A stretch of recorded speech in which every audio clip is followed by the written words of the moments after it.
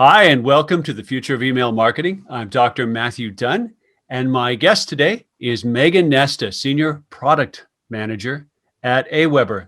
Meghan, thanks so much for making the time to be here, and welcome. Thank you so much. I'm so glad to be here. And tell folks again where you're calling in from. Yeah, so I am located in suburban Philadelphia in Pennsylvania.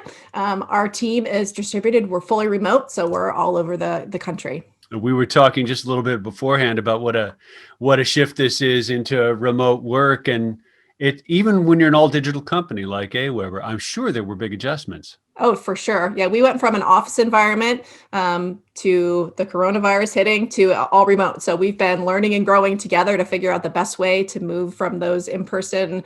In-person culture was a big part of who we were, and now it's that figuring out how to work out asynchronously too. It's been exciting. And I know AWeber's been an award-winning company in terms of workplace and culture. So I imagine that hit you particularly hard. Yeah, but that's one of the great things about this company is it's such a great team, such a smart team looking for great solutions for us to work together that there's been a few bumps. You work with humans, but overall it's been a really positive experience. Humans in a pile of technology. Right. Do I recall correctly that the founder of AWeber is still like Tom Colzer. Founded AWeber over 20 years ago, and he is very much a part of our daily interactions and product development, and part of reaching out to the community and internally. He's hands-on for sure, which is awesome. I just love hearing that, because companies with the founder still part of it, in my experience, they do something special. Yeah, like definitely. Really can. How long have you been there? So I've been with AWeber for a little over 6 years now. Okay, wow. And I've had my hands on different parts of the platform, from the web team that I'm on right now. So we handle the main AWeber customer experience. I've dabbled into the integration side. I've been a part of the mobile app side. So I've kind of had my hands in different parts of the platform, which has been exciting. And some folks won't be seeing the video, so hand wave a lot, which I do, but I want to be sensitive to the people who might be listening to the audio as well. But give them a brief how you ended up in this industry and this role in the space. Yeah, for sure. So I'm a product manager, which some people it's an evolving role over the past several years in particular.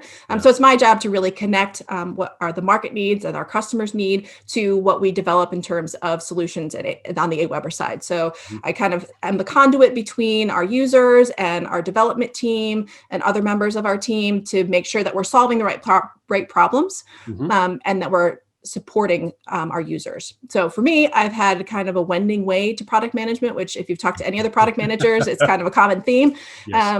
Overall, I've had a technology theme in my career, basically finding ways to leverage technology. So I started right out of school and an administrative role and built a database to organize photographs. Access? And I've just kind of Exactly. Yes, that's exactly what I did. And so every job that I've had since then, I've had some way that I pulled in technology, or that was part of my role. So I worked on a database in a retail real estate company. I trained a computer system. So I've done different things. And then when this role at AWeber came up, it was like the perfect mesh of all the experience that I've had. And I just love that, really being the translation layer between what someone wants to do to grow their business and be successful to what we can build from a technology perspective. Those who are listening who are too young to know what we're talking about, Microsoft Access was the gateway drug for a lot of people. It really was. It really was. And you probably have it too. Like, I'll mention that when I'm doing some sort of intro, and like half the faces you're like, I'm sorry, what? And then the other half are like, oh my gosh, I know exactly what that is. Well, I checkered past. I worked at Microsoft for 10 years. Oh, okay. Back when Access launched, actually, we didn't have Access when I started there. And then later I was in a role as a CIO at a big company. And Access became, I called it whack-a-go, for every time I turned around, there was an Access database that was somehow critical to some piece of the business. And, it wasn't ever designed to scale the way we're using databases now, but pluses and minuses. But that little puppy was really hard to stamp out at times. But I think it offered a learning curve. And tell me what you think. I think it offered a learning curve. And like you really got your hands on a relational database. Yeah, it was Yep. running there on your desktop, but it Yep. was a legit database. Yeah. Yeah, Yeah. that's You a got, powerful it thing to wasn't learn. so much a like user interface where you kind of like tell it what you want to do. You had to really understand how a database worked, Yeah, how to link it together. yeah. It was a really good foundation for sure. Yeah, I was talking to one of our young developers and I went, blah, blah, blah, Northwind's database. And he said, huh? And I went, No. and I don't know if I have time to tell you about this. Oh, that's awesome. Hey, just for context for people, I'm a bit familiar with AWeber because I've got gray hair on my temples and stuff, but give people some idea of the scope and scale. I mean, this is a company that's been around for 20 years with a whole ton of customers, Yeah. what kind of industries, like scale it for people a little bit. Great question. So AWeber's been around for over 20 years. We're an email service provider, ESP, Mhm, and we help folks connect with their audiences and grow with them via email. mhm. So primarily we serve small businesses, entrepreneurs, Yeah. folks who are looking to build a business perhaps on the side hustles, creators, and really try to build tools that are simple to understand, that you do Yeah. not have to be a technology, feel like you're comfortable in technology necessarily, and you can build beautiful emails. You can connect with your audience in a powerful way and really build your business. Right. That said, we do have a more advanced tools, which I'm sure we'll end up talking about as well. So not only can we grow and scale with your business, we can grow and scale with your technology expertise and really what you want to accomplish. We have some customers who want to do some really creative things with email, and we can support a lot of that. So that's pretty exciting. Okay. Okay. Gotcha. And in the small business category, as I said, I'm Mhm. familiar with AWeber for quite a number of years, but my sense is you span a whole bunch of different industries, not just any particular vertical. That's right. Yeah. So we have anything from some brick and mortar businesses, which Sure.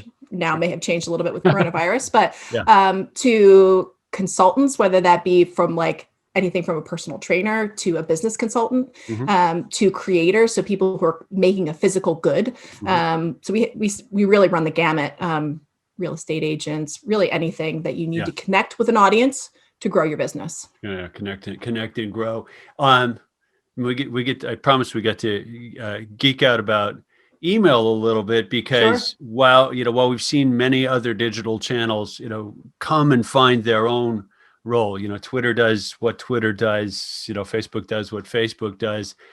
Email's the oldest of the Hmm. digital channels, and in some ways, from my perspective, it's like it's not going away. And it's not static, and like the ways we're using it really continue to evolve and change. And one of the objectives of the guests in this podcast is to talk about that a little bit. Any top line reactions to that notion? Oh, definitely. I think it's been interesting. So as I've said, I've been with AWeber for a little over 6 years. And in Okay. that time from when I started, there was a shift. So it started with like, I email and I know how to do that, but what's this social media thing? I don't know how to do that. And Mhm. now it's a lot of the reverse, which is I built my audience in Instagram. How do Yeah. I leverage email to help that grow, or why do I even need it? So Right. there's definitely been a shift there. And I think email is maybe even more powerful than ever, because on social media in particular, you don't own that platform.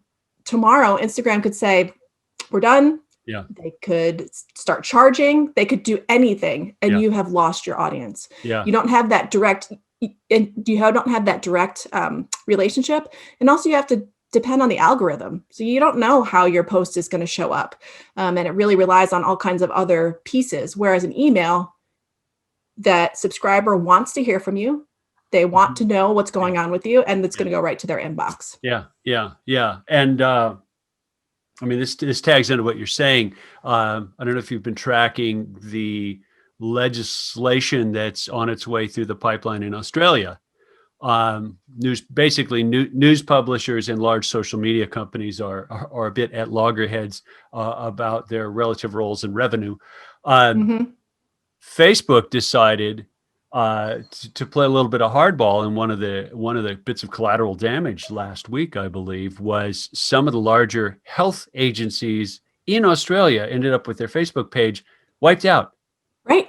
Their page, their audience, they probably spent a ton of time, investing in that relationship, and yet they ended up with like it's gone. It And that's a wasn't the great first time. example. I mean, it's terrible, but Terrible. it's the reality of what can happen, right? Yeah. So being diversified, and especially with email, another thing that I love about email, obviously I'm very biased, but it's that it's a conversation, right? You send an email and there's someone on the other side of the inbox, and Yeah. you can have a dialogue, you can Yeah. reply back, Yeah. and that's really Yeah. powerful. Yeah. And if you're, continue that same theme, if you're not listening to them, if you're not useful or interesting or in some way valuable when you show up in the inbox, they can also go, your audience, right, can go, no thanks, don't want to hear from you anymore, Right. unsubscribe, right? That's right. You got to earn that relationship on a very long haul basis, or Absolutely. you don't get to keep it. That's Yeah, right. right. Whereas I'll continue the theme, right? I may say I don't want to hear from company X on Facebook, but I'm not in 100% of control of the ads that show up, am I? That's right. Yeah, Exactly. yeah. That's exactly right. There's also an economic structure that's different, and I suspect the longer customers with AWeber, the more appreciate this. They appreciate this, that you build the list, right? The email list. It really becomes a key asset for your business. One that even gets dollar value if you're in the process of being acquired or joining another company, right? Yeah, and even before that, I mean, we hear stories all the time about how folks may, email their list once a month, Hmm. and it's largely informational, and they're not even selling anything directly, but they make sales from that email because they're providing value Right. that their subscribers need, and they want to hear from them. Like, oh yeah, I remember about them. I'm going to purchase this consulting session. I am going to purchase this thing, and just by sending that email with no call to action to purchase, Right. they'll see sales from it. Right.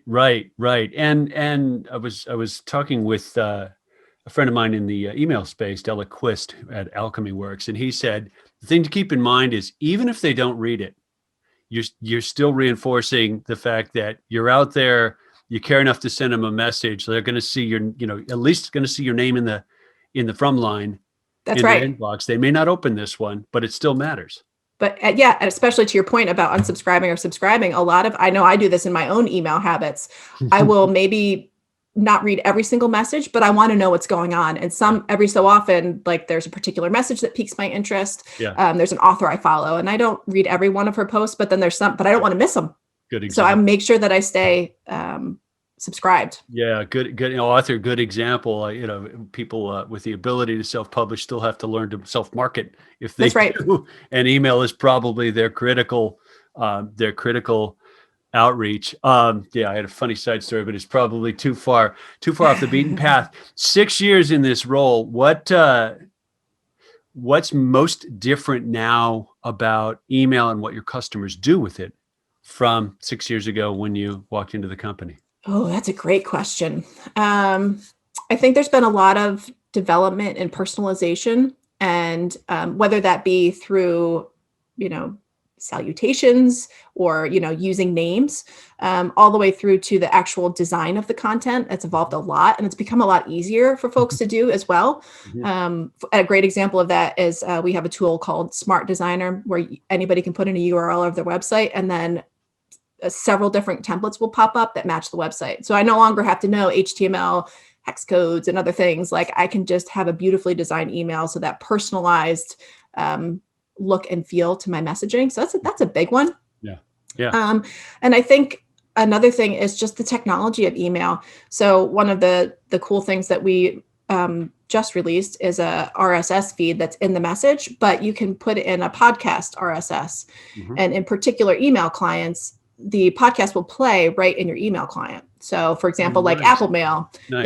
you'll see Yeah. the play button right in there, Yeah. and there's that interactive element of the email. Yeah. So I think there's progression both in the personalization and really customizing things as well as the interaction. So Well, you just gave me the opening to sort of take it down to a technical level here. yeah. That I'm pretty sure, because I do this for a living as well, that what you're exploiting with that podcast RSS feed Mhm. is the fact that email, one of the two types of email you get, one of the three, sorry, we'll get to that, is HTML, and that HTML continues to change and expand, and now there are media types in HTML and email that didn't exist 10 Right. years ago, right? That's exactly right. Yeah, there's a couple of things like if you're really geeking out and know the technology side, there's HTML5. So that's one of Yep. the ways that you can do playing, for example, an audio file, the Mhm. RSS feed in the podcast. Yeah.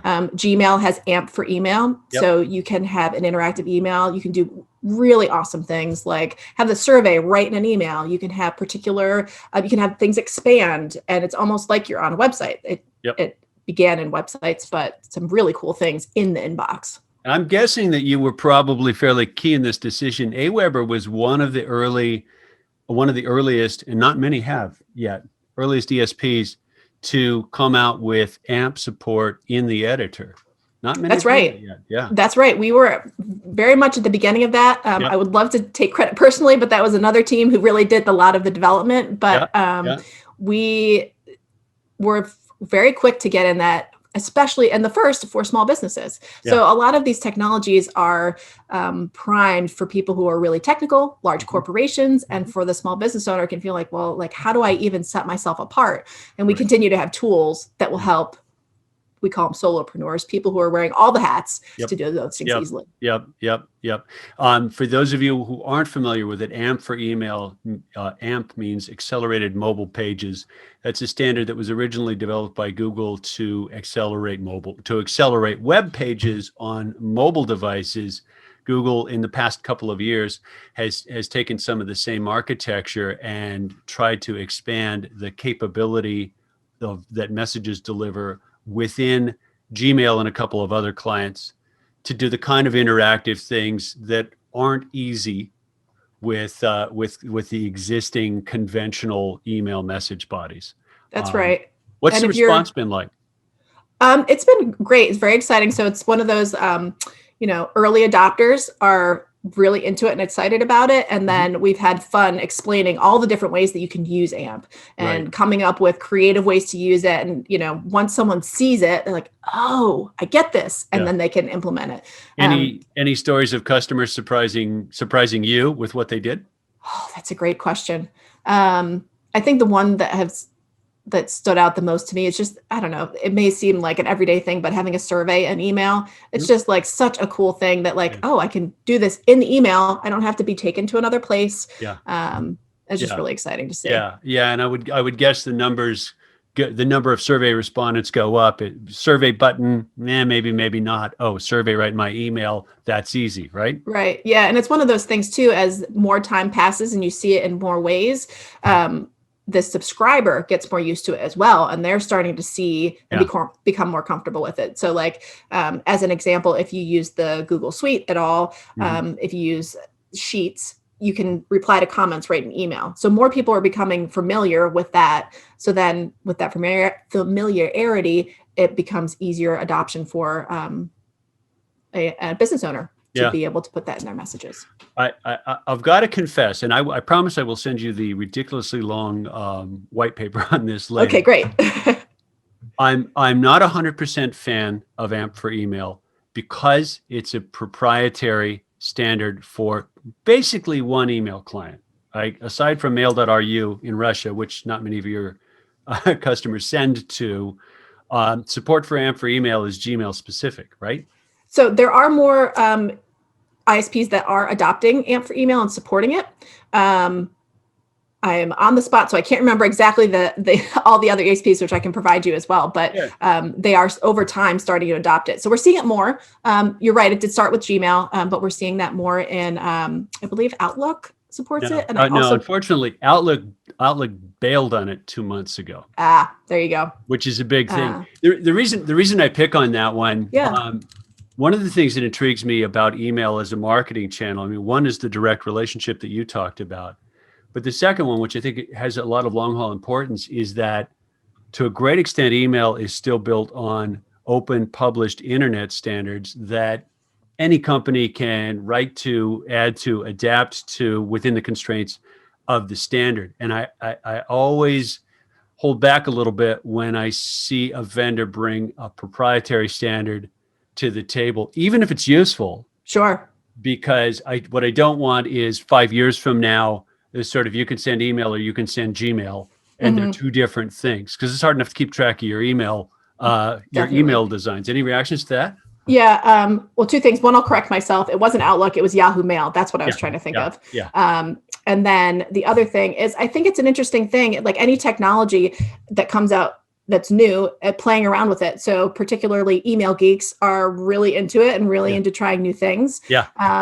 And some things last and some things don't. But I think it's really interesting to try it out and diversify, just like you would diversify your marketing mix. Right. Trying different things and not having your entire marketing program on a brand new technology, I think is wise to do. Yeah. And there's a lot of ways to do that as well. Yeah. And Gmail. I mean, heck, I use G Suite. So I talk out of both sides, honestly. I use G Suite. There's some things about it I think are wonderful. Yep. And at the same time, like, if anyone from Google is listening, AMP for email, turn it into an IETF standard, and I'll stop picking fights with you guys in public. I promise, because I would love email to be more interactive. I just don't want it to be only people on, on a couple of client platforms.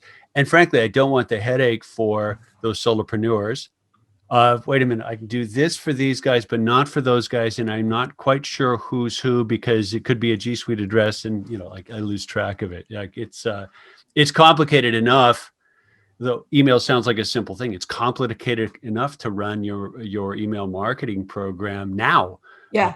Let's make it even more complex. And I think it's another thing that brings up a point that for people who are email geeks and really into the email area, like considering who you're sending your email to, not just your subscribers, but the clients that they're reading their email in. So for example, I can share this, so you can share a link later. The email client market share, Apple iPhone is number one and Gmail's next with 30% of the share. So, like taking that into consideration too, and maybe you just happens to be your market, maybe 50% of your subscribers have Gmail. Right. It's possible. Right. So that's something to consider as well. Right. I mean, my spin on it for the particular things that Campaign Genius does is there's a whole incredibly ripe realm of real-time content that works on anything that is not exploited very well right now. Like we're starting to see there's multiple companies in this space saying, you know what, you can do stuff that you never thought you could do in email. And it's already built into all of the email clients that are out there. Yeah. Kind of what gets me up in the morning and thinking, what can we do next? What can we add next? What AMP aside, what other things have changed or what's on the horizon for AWeber and AWeber's customers that has you excited? One of the things is personalization. There's a lot of opportunity, particularly in AWeber, to personalize, whether that be, like, as I mentioned before, just first name or having whole chunks of content. So you could have, construct one email. And this takes a little bit of programming, a little more on the technical side, but you could have one email and have content for prospects, content for customers, and just do that all at once instead of having separate emails. So there's opportunities like that. Right. Cool. And then I think what's on the horizon for us that's really exciting is really around the RSS side of things. Some people may have mixed feelings about RSS. However, content creators, specifically podcasters, are very familiar with RSS, and you can do great things automatically with that. So, publishing your podcast content and then let your audience know you posted a new episode. Let them know about your most popular episodes. Let them know about give you giveaways to interact, have behind the scenes information. There's like lots of ways that you can bridge the gap between where you're posting your content and then this intimate back and forth that email can provide you. Right. So I think there's a lot of opportunity coming there. Right. And I mean, implicit in what you just said about RSS, and thank you for mentioning that, by the way. This got me thinking about some opportunities already. There's a rhythm to email, and it can be tough to keep the rhythm of email married to the rhythm of website and content. If you're if you're a podcaster and you've got new episodes going out all the time, for example, keeping that synchronized with the emails that are going out becomes a work all all on its own, right? Okay, Yeah. wait a minute. I've got to go make sure I've got this week's link in the email that's going to go out to people who are keeping track of my podcast. Because why? I know they'll read the email. They may not be coming back to the website. I'm trying to keep those two things sort of connected in their experience, or deliver the podcast itself in the email client if I'm using AWeber, which is terrific and cool. That job of keeping people's attention at the various points of your business is a lot more work than you think, and when you start into the job of digital marketing. Yeah. And I think if you can find tools like AWeber where you can kind of get that thinking part done automatically. So when you're going in, no matter what your rhythm of creating content is, if you're just going in and just like spending a day doing all your podcast episodes, or you do it like every Monday or whatever it is, tools like AWeber, and there's other tools out there too, can fit into that. So you're not like, okay, I'm going to record. Now I need to think about that other thing I need to do. And now I need to think about that other thing. It becomes part of your whole rhythm. Yeah. Well, and so let's take that the next step as well. One of the crunch factors for your customer base, small to medium-sized businesses, I think these days, is they don't realize they're going to end up in the manual systems integration business. And then at some point they go, wait a minute, I've got so many different little pieces of the puzzle, and I'm kind of running back and forth, I'm spinning all the plates, right? Keeping them coordinated. Yeah. And what I've seen is that an effective email platform, an effective ESP like AWeber, starts to take some of that coordination and integration burden off of their plate, which is a huge relief. Definitely. So like we have tools and we haven't talked about much on automation in terms of sending messages. Right. So we have a tool called Campaigns, for example, and you can set it up so that someone subscribes to your list. They get an automatic series of, let's say, 5 emails that introduce you, talks about who you are, popular content, gives some instruction, and that just happens automatically in the background. You've set it up. Of course, you want to always make sure that it's current, but you set it up, and then no matter when someone signs up, then they automatically get this content. So there's a lot of power in that too, because then you take that brain space and you can put it on your craft. You don't have to put it on the mechanics of running your business. Yeah, mechanics, good word. Does that's drip sequence is another name for that, right? Yeah. Not my favorite label in the email space. I don't want to be dripped on. Yeah, no. You have logic and conditional branching in that as well? So not in the visual editor, but you can set up moving subscribers from one campaign to another. So we have it set up a little differently, but you can accomplish that goal. A different way of doing that. Yeah. Cause if, this guy is, bought 62 things, maybe he goes into a different branch at some point. Yeah. And that actually brings up another point of some things that you can do automatically. So depending how someone interacts with your email, whether they open a message or click on a particular link, then you can send them to a whole different host of content. Nice. So you can use tagging, for example, and say like, I have an interest in email marketing, or I have an interest in podcasting, and that'll take me down different paths, and it'll be customized content to what I'm interested in. Nice. I didn't realize you guys did that. That's very cool. Yeah. I think of AWeber as a tool that I would use primarily, at a real computer, not on a smartphone. Is there a smartphone client side of it, or is it just too many functions to try and wedge it all into that little tiny screen? So actually we have a lot of our control panel, is what we call it, the customer experience, is responsive. So you can do a lot of what you need to on your phone, and it's all the tools, right? So you have access to all those things. Nice. Wow. That's not trivial for, especially for your solopreneur audience, like go. I really need to send this out. Or check on new subscribers that are coming in. It makes it really easy to do so. Yeah. Oh, that's awesome. Not everybody has done that. So congrats for you guys. It's not necessarily an easy thing to have accomplished. Yes. I would love to take this in a slightly different direction, and maybe this gets us off email, or maybe it reintersects with email, but you touched on it already. You started this. The job and the discipline of product manager, as you said, it's new and it's evolved a bunch. Can you talk about that a little bit, and let's see if we can educate people a little bit about product managers? Sure. So I think the interesting thing about product management is if you line up 10 product managers and ask them what they do, it's going to be a variety of different things. It's pretty broad, and it's starting to normalize a little bit, and job titles are kind of telling you that. But in my opinion, a product manager is someone who can speak with the market, speak with individuals, and really get to the heart of what the problem is they're trying to solve. If you're familiar with Clay Christensen, he's a sure. good thinker in this area. He has some great stories about that. But if you ever heard about his milkshake story, I definitely recommend checking it out. Jobs to be done. Jobs to be done. That's exactly right. So like the short story is there were people were buying a lot of milkshakes. Why were they buying milkshakes? Because it was easy to consume in the car. So like what job were they trying to do? They were trying to eat in the car. Like that's not something you'd see maybe at face value. So I love doing those sorts of things. It's just like talking with people, like where are they doing their work? What are they trying to accomplish? Are they trying to sell something? Or are they trying to just like express their thoughts and their art? Right. Things like that. Right. And then figuring out how to solve that easily. So that's like the figuring out the problem, like what are they actually trying to do, and then how can we solve it in an effective way. So if you ever read the book Thinking Fast and Slow, it's excellent. Daniel Kahneman. So the short story there, this is way oversimplifying, but one of the key points is it takes a lot of energy to think. And so like, where do you want that energy for your users to be put? I'd rather have them do it in their art, in their craft, in the thing that they're selling, and not on my tool. So how can I be in patterns that they're familiar with? How can I cut down the steps to get there? How can I figure out a quick way for them to accomplish their goal? So, marrying those things together to figure out how to define those features is one component of being a product manager.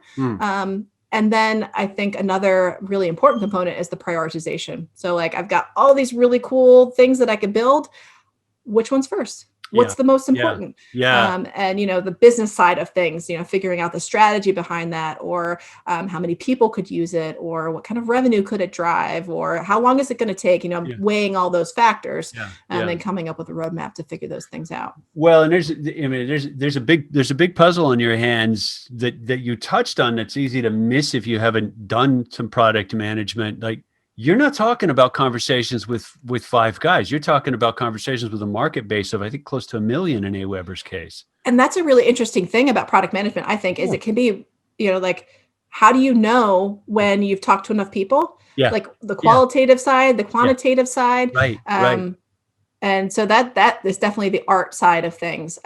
It can sound really intimidating, but also once you get practice with it, I think I've found that it's not tried and true, but you start talking to people, and after maybe like 5 times of hearing the same thing, 7 times hearing the same thing, then you're onto something, and you can kind of start investigating that more and proving it out. Right. And so you're in a position to help the company put the resources to doing what's going to help the most customers the best way, rather than, gee, I think it's this, so let's do it. Let's do that with no input at all. Yeah, for sure. And one of the interesting things in my own experience is when I joined AWeber, I was the first product manager. There was another product director.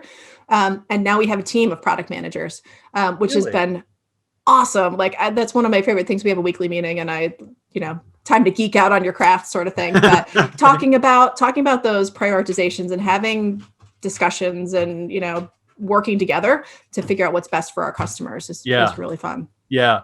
The Christensen story that Meghan just touched on, I think that's Christensen's second book, Innovator's Solution. It's not an Innovator's Dilemma, both of which are must reads for anybody listening. For sure. But my recollection is I think it might have been Burger King that had Christensen's group study the milkshakes. And I think the thing that surprised me, if I remember the story correctly, is they discovered that people were hiring milkshakes to do the job of entertaining them as well. Yeah. Like, I'm bored on my hour-long commute. I'm hungry, but I also want something that gives me a little bit of a fun factor as I'm going down the road that fits in a cup. That's a great point. And how, at the surface, would you go up to somebody and be like, all right, so is this thing entertaining for you? Yeah. Probably not. Yeah. It takes those conversations and that discussion to kind of narrow down and be like, oh, this is really interesting. Yeah. And probably, and a really, some real qualitative, active listening and engagement with the customer base. You can't just get it on a statistics or user interface graph or something like that. Right. For sure. Yeah. Any stories like that? Any surprise product features that have come out into AWeber from those interactions with customers, those conversations with customers? So I think we have a mobile app called Curate, and it's the job that it does is it allows you to pull in content from all over, web, podcasts, images, things like that, and share it with your audience. So that really came through a lot of research with customers about, like, what are you trying to do? What kind of content do you want to share? Those sorts of things. Is that literally it's like the practical mechanics of, oh, this is a great article, I'd love to have that in next week's newsletter, but trying to remember to do that or bookmark it here and then copy it later and then put it in the email later is too much work. Right. So, like, for example, on your smartphone, if you're familiar with the share function, so you're on a website, you can hit share, and then you pull up all these places you can share. So in a text message, depending on what you're looking at, your photos, something like that. Well, Curate ends up there as well. So you can just share the content right into the app and then craft this email. It's formatted. Yes. It looks beautiful. Yeah. And it's right in the moment where you are. Nicely done. And then it becomes part of your set of content assets as you're doing the decision job about what content goes out in this message. Yep. And then you just send it right from your device. Okay. It's a bit what I use Google Keep for, right? It's like, oh, that's interesting. Stash. Similar pattern. That's exactly right. Yep. Okay. Interesting. Hey, you mentioned it, so I'm going to ask about it. We had a guest on last week, Kenneth Burke from Text Request down in Chattanooga, Tennessee. And his company is specifically in the text messaging marketing space. And he said, why on an email show? And I said, well, there's this funny overlap between text and email. They're not competitors, but there's definitely an edge where you think you might use one or the other or both. Any thoughts about that for AWeber's platform and customers? So I think they can definitely be complementary. I think text messaging definitely has a place for communication, short messages, and preference too, right? Like, some people prefer a text message over email. Yep. And that's totally fine. For us, we've been working on different modes of communication. For example, we recently launched a web push notification feature. If you're familiar with that, so if you're in your browser, you can get messages from places that you subscribe. Right. Text messaging specifically, we don't have any, we're not working on anything right now, but we're definitely working on those different modes and figuring out the best mix for our customers of keeping in touch with their audience. So I don't think they conflict necessarily. I think it can be part of your whole strategy. It maybe a function of, number of years at different devices, but I'm picky about who I want to get text messages from. Very picky, right? Yeah. I agree. I also have that same approach. If a company said, "Can we text you?" I'd be like, "No, you can email me, but no." Why? Because I'm gonna look. Right. I'm gonna look. Right. And that's a very valuable sort of a high level interrupt, again, technologically dating myself. And you got to be picky about that stuff. There's already too many notifications on the thing. And to your point, some people like those notifications, and they can do that with email. So if you're sending a broadcast email, then if your subscriber wants it, they'll have that set up on their device as well. So there's user preference baked in there. Yeah. A lot of user preference. Has navigating the changing waters of user preference in the form of privacy been a big factor for you guys in the past couple of years? I mean, privacy is always something that's really important to us. That's not something that we take lightly. We are definitely a opt-in platform, so we're making sure that people are not just, you must have permission from your subscriber to be able to send email. That's really important, and we keep that paramount. So we're always looking at new laws such as GDPR, which is probably what you're alluding to over the last couple of years. And as states, I was just going to say, as states start adopting similar things, we pay attention to that. So that is top on our list and something we take very seriously. Yeah, and you're probably not. You're being modest in terms of the role that you play for your customers. In my experience, a company like AWeber has an invaluable sort of education job in saying, no, you need to have permission. A lot of times, I bet you've got customers who say, I didn't realize I had to have permission. And Definitely. if you hadn't forced them to do that, they might have really, put themselves in jeopardy by doing the wrong Definitely. thing. We have that throughout our customer experience, talking about like why confirmed opt-in is really important.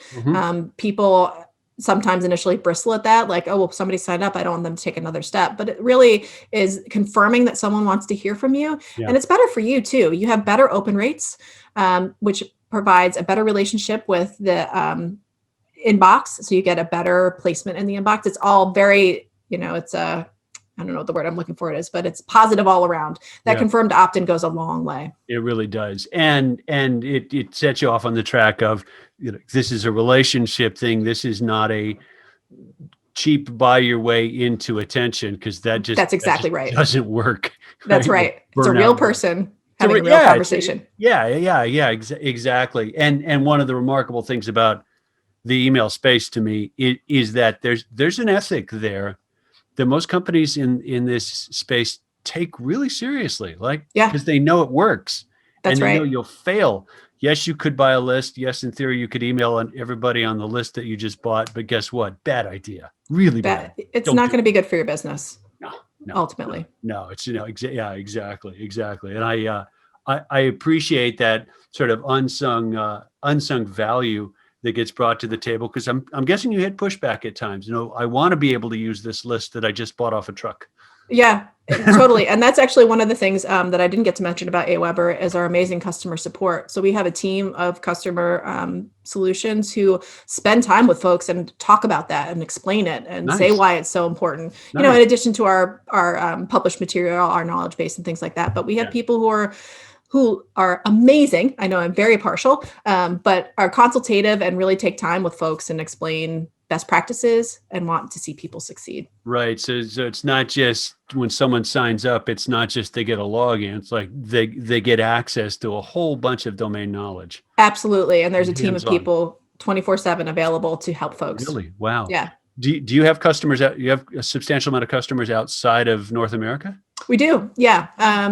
Percentage wise, I don't know off the top of my head, but we definitely have customers all over the world. Nice. Because email is ubiquitous almost everywhere. There's a couple countries where it's less common, but not going to go anytime soon.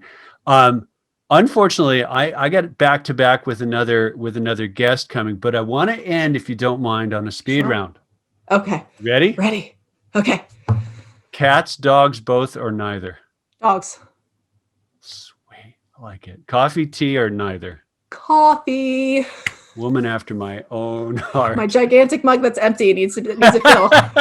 I'm in the Pacific Northwest. You don't do anything without coffee. Oh, you're quite a coffee town as well, if I recall right. We do have some good coffee, good local coffee. Yeah. A couple years ago, my family went to Pacific Northwest, and I enjoyed drinking my coffee through all sorts of. You probably went to Seattle. Hopefully, got here in the summer. Yep. Because we advertise falsely that it rains here all the time because we don't want everybody moving here. Last speed round question. Ready. Name a favorite book or author. Oh, I just read. So this is product management. Marty Kagan, a book called Inspired, and it's all about product management. And I just have it on my shelf here. How to create tech products customers love. Highly recommend. Marty Kagan. What was the title again? It's called Inspired. I got a guest 2 weeks ago. I think I've got the title correct. He mentioned a book called When Kale and Something Compete, and it was also product management. Okay. I will find it and send it to you. Excellent. Great. Promise. Well, unfortunately, we got to wrap up and let Meghan go do real work. But my guest again on the Future of Email Marketing has been Meghan Nesta, Senior Product Manager at AWeber. Meghan, it was terrific talking with you, and I appreciate such a pleasure. The time. Yeah. All right. Thanks a lot. Yeah. Enjoy the rest of the day, and I'll be in touch, and we'll send you the video when we get it all edited. All right. Awesome. Perfect. Cool. All right. Thanks so much.